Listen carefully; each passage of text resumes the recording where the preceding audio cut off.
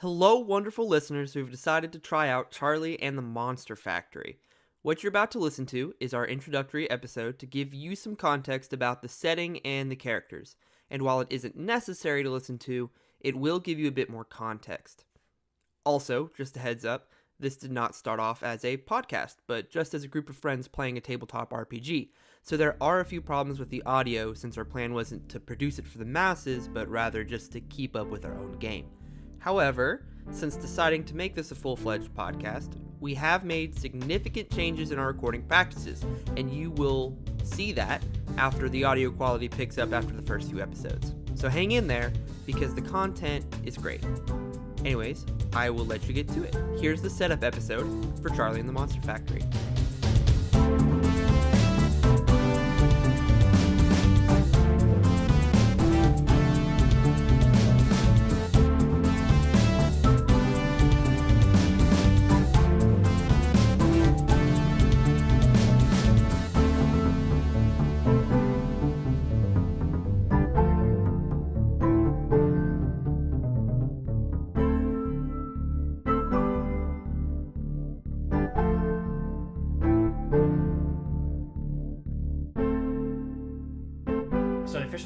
Is what, Charlie and the Monster Factory?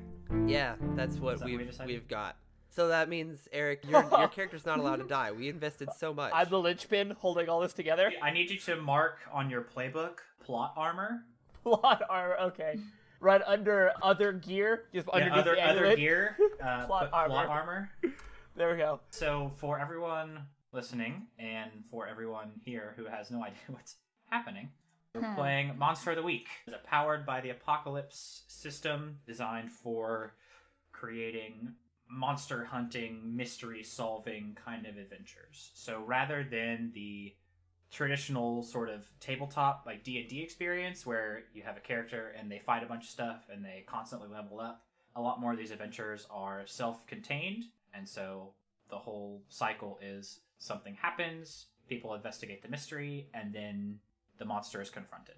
So rather than we run in and we fight, oh no, it didn't work out, why don't we just retreat and we'll level up and we'll try it again. You have to kind of use all the information available to you before you go in so that you have the advantage, basically. So there's a lot of roleplay potential, there's a lot of back and forth, which I really like and I'm excited to do, but that's kind of what we're working with.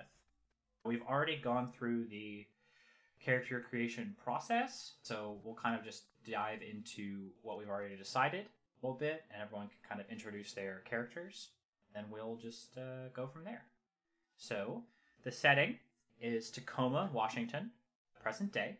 Tacoma is a bustling urban port city, 35 to 45 minutes from Olympia, and about an hour from Seattle, located on Commencement Bay. Tacoma is nestled between these two urban hotspots, though it has much of its own to offer residents and visitors alike. Downtown Tacoma is home to landmarks such as the Convention Center, the Tacoma Art Museum, and the University of Washington in Tacoma. The Teah Waterway juts about a mile or so inland from Commencement Bay and separates downtown on the west side from eastern side New Tacoma, which is the name given to the port and industrial area of the city.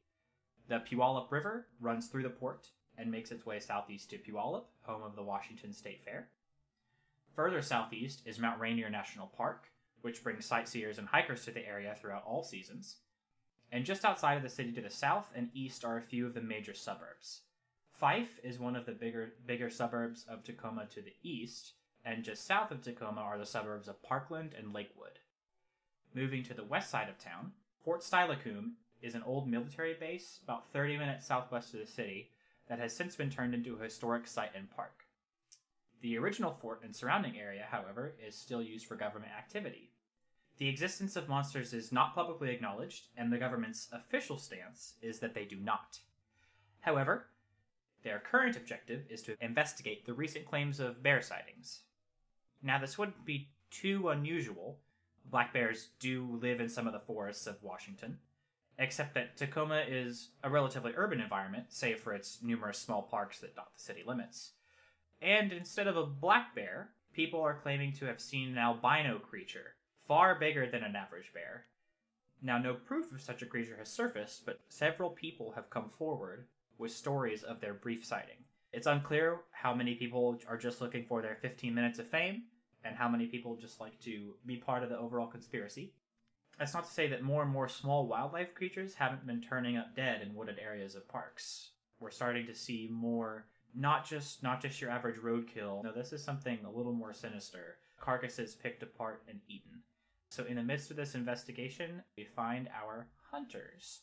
So, everyone, starting with Eric, introduce 1, yourself, and 2, your character, and just go over just a brief, who are you, what do you want, what do you look like, and what are your moves? Cool. So, I'm Eric, and I'll be playing Charlie Deville, your friendly neighborhood spooky. Kind of like a freshman college student, go to the University of Washington, Tacoma.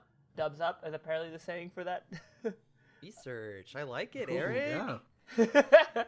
He's currently a programming major and trying to kind of just trying to make some sense out of his life right now. Trying to progress. Being the spooky, the moves I picked were the hex. So when I cast magic, I get to do some awful things to my targets. Premonitions, which is what it sounds like. I get at the start of each mystery, I get a small vision of what's to come if I roll well enough. And Jinx, which just sounds like good fun, which basically equals I can mess with my fellow hunters or the monster itself or really random people on the street. So yeah. Okay, so Hana, why don't you introduce your character next? Hi, I'm Hana, and I'm a normal person, and I'm playing a normal person, which is called the Mundane in a little bit fancier language. And so her name is Deville. She's a suburban mom. She's Charlie's mom, actually. And she's very caring and doting and has anything you could ever possibly need in her purse. She always has snacks and Band-Aids. And her 3 moves right now are, number 1, oops, which is like if I stumble upon something important, that's basically it. I find things maybe by accident. And second one is panic button, which is if I need to escape, I basically say how I will do that because I'm panicking. And the other one is the power of heart, which is when I'm fighting a monster, I can help someone by doing a thing. That's basically it. Cool. It's also my favorite anime trope. Yeah. Anyway, Josh, you're up next. Yes, I'm Josh. I'm a Taurus. I like long walks on the beach, and I'm playing a divine character. Of course, this divine comes from some sort of celestial sphere that no one else has been to, at least in our little group. But you couldn't possibly hope to pronounce that name, so they just go by Alex while they're down here. Something for the little humans to be able to get onto. But Alex is androgynous looking, has starry eyes, and wears a very nice, tailored, perfect suit. Alex can use their angel wings to go instantly where we visited, and maybe hopefully take some people with them. We could do lay on hands, which hopefully will heal, but evidently if it doesn't go well, it evidently hurts them. So there's that. And then also smite. My body and divine weapon always count as a weakness against the monsters that I fight, and I'm real good at punching them too. Cool. So there you go. Sweet. And how do you relate to Charlie and or Debbie? Well, I heard this lovely plea from this lovely woman, Debbie, and I decided to come down and help Charlie, so I guess you could probably say that I am, in fact, Charlie's angel. There it is. There it is. We did it. That's the. Let me cross off the obligatory Charlie's Angel joke. We're good on that. Charlie and the Chocolate Factory. I feel like we do need to have at least Just one wait. per session. Just wait until Alex gets to touch somebody. I already got a good one for that. Okay, You'll never guess. This is a PG-13 game. Oh. I can edit that out. Don't worry. We'll get a long bleep. So it'll be just wait until I get to bleep. Aubrey. Perfect. That sounds way better. Yeah. Anyway, Teah, you are up next. Yes, I am Teah. I am playing Robin Reeves, who is a Flake. She's not super flaky herself, but that's her character. She is kind of a conspiracy theory nut, can see kind of between the lines, and is more on to things than she thinks that a lot of people are. Her moves are connect the dots, so I can kind of figure out how things are connected to the wider picture. She has a suspicious mind, which means it's hard to lie to her. And she's contrary, which means that she gets experience when she does the opposite of what people advise her to do. So it should be pretty fun. She's connected because she's in town investigating on her own, and she's run into our characters a couple of times and is suspicious of them. Okay, and Aubrey. All right, so I am Aubrey, and I am playing Agent Hawk, who is the professional. I'm playing the professional playbook, which basically means that he is the professional monster hunter out of all of them. However, he hasn't actually had to. I don't think he's had to kill a monster yet, but he's the person that works for Ghostbusters, which is government handlers of slaughtering Titans because unanimously such Titans eradicate regular sapiens. Agent Hawk is a man. He has a determined face and he wears a black and white suit. His moves are deal with the agency, which just means that he can call up Ghostbusters and say, hey, I need a really big gun. And then they go, all right, here's a gun. Or they say, nah, man, you don't get a gun. You're not good enough. It's kind of all over the place. Or if I fail and I have to tell them why I'm a bad employee, I have to roll for this to see if they still like me or not. The other one is unfazable, which means that Hawk gets +1 cool. That's one of the ratings in this game. Battlefield awareness, which means that I always count as having +1 armor on top of the armor that I already have. And tactical genius, which means when I do the move read a bad situation, I roll +cool instead of +sharp.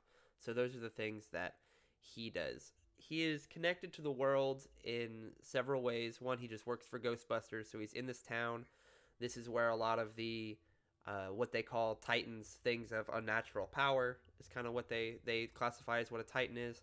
And it's his job to keep up with them and make sure that they're not doing anything that would get them exposed as who they really are or anything like that. So he checks up on Charlie and Alex, since Alex is a celestial being. Like about once a week he makes rounds, and that's how he knows them. He went to high school with Debbie, I think is what we established, and he is kind of like unofficial partners with Robin. So Hawk and Robin and the Hawkman, they go around and she helps him solve mysteries when he's trying to figure out new Titans in the area and things like that. So that's how he's tied into all of it. I don't know why, but I'm picturing like a young Tommy Lee Jones as like Agent K, like a young Agent K for Hawk. Yeah, I know.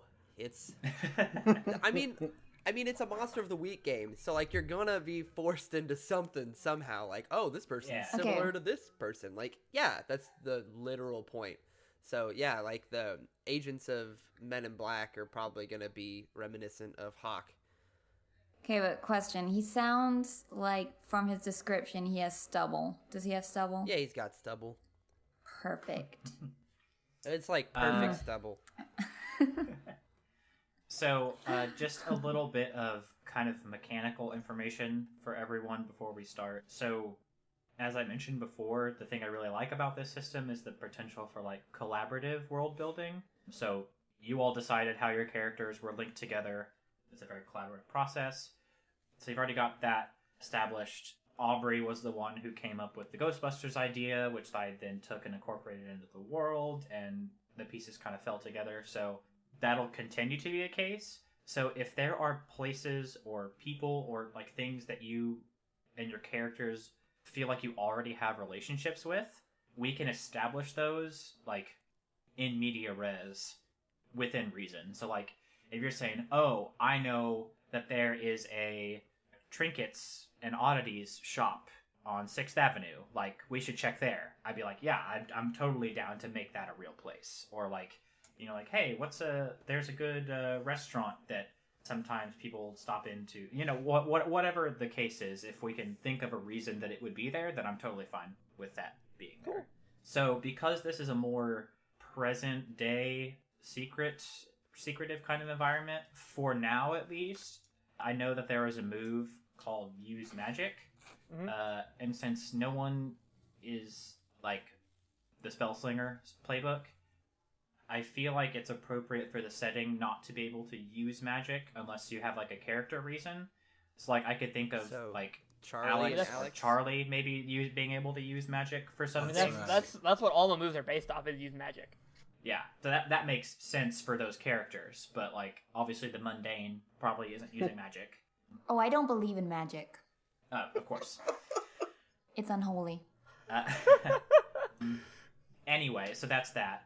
As we've discussed a little bit before, basically say what you want your character to do, say what you want to have happen, and then we'll pick a move that fits that. So it may just be that you get to do that thing, it may be that there's something you have to roll, and then a lot of times there will be a consequence for that action. So it just depends on what you're doing, but make a character choice, and then we'll make a mechanical choice based off of that.